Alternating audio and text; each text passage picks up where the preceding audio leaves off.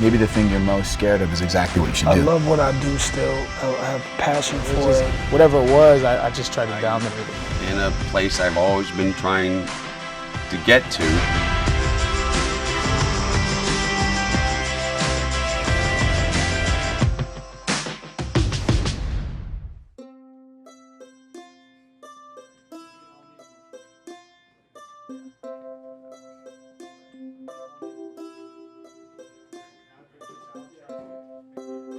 Like growing up, like what kind of kid were you and what were you into? I was really into sports, and I was really into making fires. I didn't understand truly, and I'm not saying this to be cute, but I didn't get that you were supposed to be learning in school until probably my junior year of high school. There was one night, it was my sophomore year, and I said to my mom that I had to miss school the next day because there was an essay about a book. And she said, you should go. And I go, well, if I go, Mom, I'm gonna fail this test, and then I have an F and it's bad. So she goes, all right, you can miss school tomorrow. And I was like, cool. And then she goes, are you gonna read the book tomorrow? And I was like, no. And then she goes, so you're not going back to school? And I remember like sitting in the doorway and I go, no, I'm not going back to school. And then like December-ish, I thought like, I'm not cool, I'm a loser. I'm a damn dropout loser. So I cut my hair short and started getting more serious. And that was when my buddy Bill Bungeroth, he was directing a big comedy show at our high school called Line Up. And I did that show and I loved it. I thought like, oh, this is the kind of stuff that I want to do. This is my first headshot in Los Angeles. I was thinking I want to look like I was in a high school gym teacher's office in the mid-'80s. So I wanted that like side photo where you're like, Mission accomplished. yeah, I'm pretty proud of that one. This is a plaque that they made at the 6th Avenue Inn in Seattle, where I have the Jake M. Johnson Suite.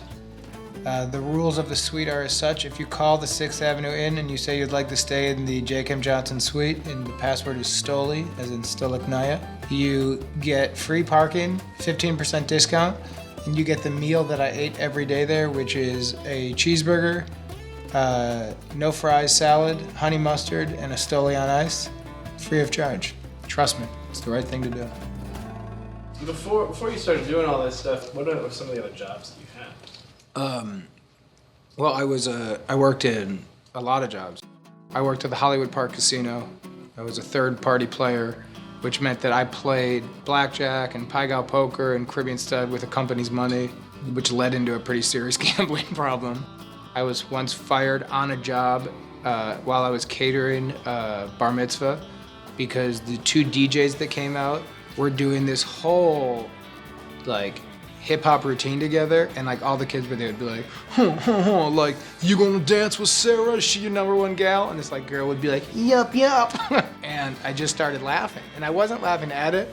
I was just like holding like a tray of like mini grilled cheeses, and I got pulled hard by my boss at the time, and he's like, you stop laughing right now. And I'm like, I'm not trying to laugh. I understand it's wrong. He's like, literally, he's like, give me your bow tie, and I had to go like,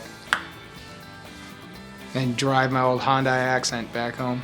And so I was constantly trying to find a job, and it was just trying to do improv shows at night and get on as many stages. And I started feeling like I was gonna be okay in this. I started booking a lot of commercials. When I started off, my first job was I did an SBC Yahoo commercial where I played a pop-up. And then I booked a Tampax commercial where I was the before guy. I represented to the ladies what you have to grow past when you gotta get ready for your Tampax Pearl. And I made oodles of money on that, and I thought like, I think I'm gonna do this. And then really, the big one was Paper Heart. When I did our movie, it felt like, oh, my life is different now. As an actor, I feel like you need someone to give you a real big break. So there's so many talented actors out there who could be working more, but you'd need people to fight for you. You gave me a big break. Max Winkler gave me a big break by putting me in a movie called Ceremony. And then really Liz Merriweather saw Paper Heart and Ceremony and really fought to get me in No Strings Attached and really fought to get me in New Girl. So I was lucky to have 3 people really fighting for me. This has been weird. This has been weird. It's weird acting like a reporter with your friend. Yeah, exactly. It's weird to like answer very honestly. Be like, well, yeah, that's true.